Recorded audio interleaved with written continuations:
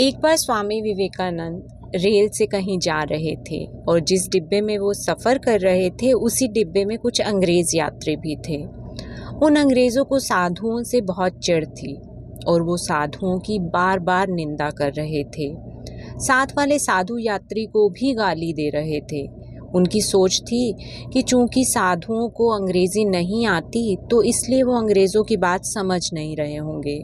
इसलिए उन अंग्रेज़ों ने आपसी बातचीत में साधुओं को कई बार भला बुरा कहा।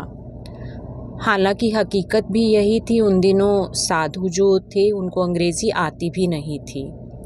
रास्ते में एक बड़ा सा स्टेशन आया। उस स्टेशन पर विवेकानंद के स्वागत में हज़ारों लोग उपस्थित थे, जिनमें विद्वान और अधिकारी भी थे।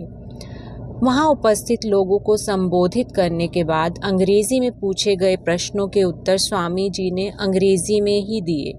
इतनी अच्छी अंग्रेज़ी बोलते देखकर उन अंग्रेज़ यात्रियों को सांप सूंघ गया, जो रेल में उनकी बुराई कर रहे थे। अवसर मिलने पर वे विवेकानंद जी के पास आए और उनसे नम्रतापूर्वक पूछा, आपने हम लोगों की बात सुनी, आपको बुरा लगा होगा।